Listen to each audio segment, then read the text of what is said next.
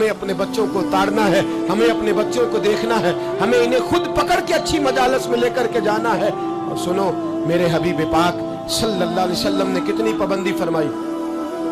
कोई मौलवी हो, कोई पीर हो, कोई फकीर हो, कोई दरवेश हो, कोई दरबार का सज्जादा हो, कोई किसी जगह बैठने वाला हो, किसी को भी औरत के साथ तन्हा रहने की इजाजत, सारे बोलिए इजाजत है। किसी को भी औरत के साथ तन्हा रहने की इजाजत बिल्कुल नहीं है, कतन नहीं है। मेरे नबी करीम सल्लल्लाहु अलैहि वसल्लम ने फरमाया जहां मर्द और औरत इकट्ठे होंगे, तीसरा शैतान होगा। इब्ने हजर कहते हैं, एक सहाबी ने अर्ज की, हुजूर अगर वो दोनों नेक हो, अगर दोनों नेक हो, तो मेरे हबीब पाक सल्लल्लाहु अलैहि वसल्लम ने फरमाया याह्या के बेटे जकरिया भी हो और ईसा की वालिदा मरियम भी हो, तो फिर भी मैं दोनों को अकेले रहने की इजाजत नहीं देता। जब उनको इजाजत नहीं है, जब उनको इजाजत नहीं है, तो बाकी कोई किस खाते में है। मैं सुनता हूं और आज मैं बबांगे दोहल कहता हूं, हमें वो दरबार भी कबूल नहीं है। सुन लिया जाए, मेरी बात को नोट किया जाए, हमें वो दरबार और मजार भी कबूल नहीं है जहां बुराई और मंशियात के अड्डे कायम है। हम उन दरबारों पर भी फौरी तौर पर हर लिहाज से कड़ी निगरानी करने का और पूरी सख्ती करने का इरादा रखते हैं और खुद आगे बढ़ के उन जालिम सज्जादा नशीनों का मुंह नोचने का इरादा रखते हैं जिन दरबारों पर नशा बिकता है, जिन दरबारों पर गंद होता है। दरबार तो ऐसे होते हैं कि दाता अली अजमेरी रहमतुल्लाह अलैह का दरबार हो पर चारों जानिब कुरान पाक की तिलावत हो रही हो। जुमा इतना बड़ा होता हो कि लाहौर में इतना बड़ा जुमा ही और कोई ना हो। दरसे हदीस होता हो, दरसे निजामी का मदरसा कायम हो और औरतों का जाना अलग हो, मर्दों का जाना अलग हो, पूरी शरीयत की पाबंदी हो, फिर किसी दरबार पर जाने की इजाजत है, वरना कोई किसी जगह भी किसी भी लिहाज से कभी न जाए। मेरे अजीजों, मंशियात के खिलाफ जिहाद, बेहयाई, उरियानी, फाहशी, मिल्लत का जवान अपनी नजर को छुपाना सीख जाए। और मेरे दोस्त देखना, बेटियों को खतरा किससे है? यहाँ हिंदू भी कोई नहीं, सिख भी कोई नहीं, आर्या भी कोई नहीं, बुद्ध मत भी कोई नहीं, यहाँ ईसाई भी अकलियत में, यहाँ यहूदी भी कोई नहीं, लेकिन फिर भी बेटियों की अगर शर्मो हया महफूज ना हो। हदीस सुनाने लगा हूँ, हदीस है, हदीस रसूल है। जवान खास करके जरा मेरी बात पे तवज्जो करें और बुजुर्ग खास कर तवज्जो करें जिन्होंने तरबियत करनी है। सुने, हुजूर की बारगाह में एक नौजवान आया है, ये संगमील है हदीस, इसको याद रखना। अर्ज की, हुजूर मैं सारे गुनाह छोड़ सकता हूँ, जिना नहीं छोड़ता। हुजूर मुझे जिना की इजाजत होनी चाहिए। मेरे हबीब ने थपकी दी, बिठा लिया।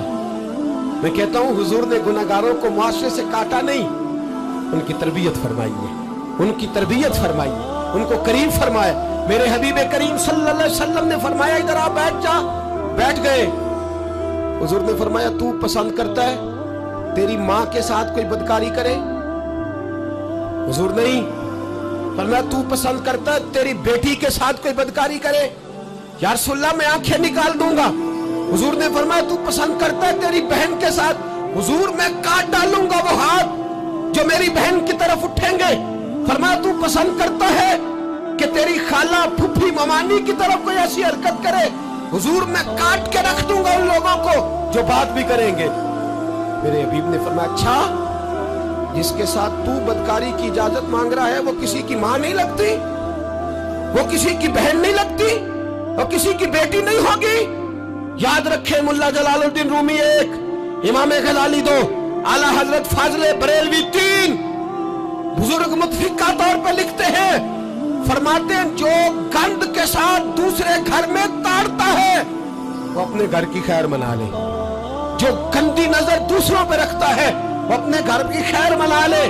इसलिए कि जो जुर्म वो किसी के खाते में डालेगा वो सजा बन के उसके घर की तरफ लौटा दिया जाएगा, जो बदकारी वो किसी के खाते में डालेगा वो सजा बन के अल्लाह उसके घर की तरफ लौटा देगा।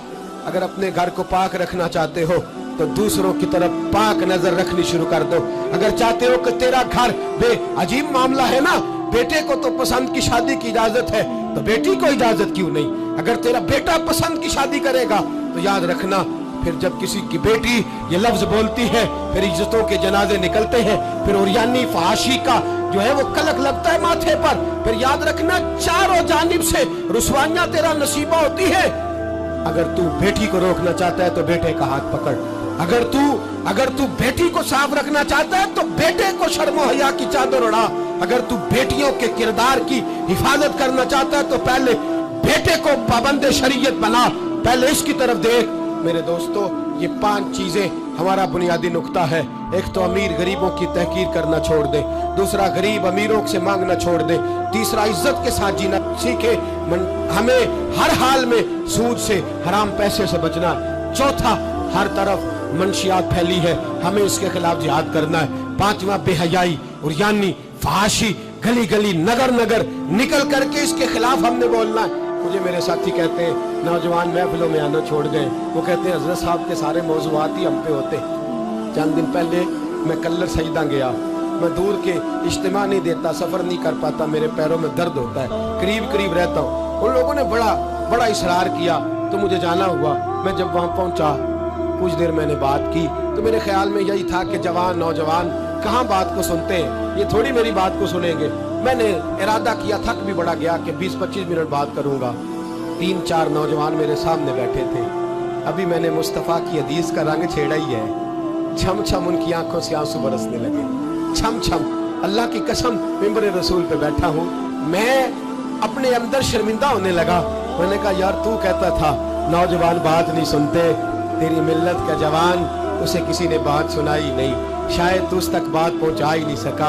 अरे गुनाहगार बड़ा है पर मुस्तफा का गद्दार तो नहीं ना, ये बड़ा पापी है पर हुजूर की बात नहीं सुनेगा। नबी पाक के पैगाम की तरफ नहीं, 50 मिनट बात करके मैं लौटा।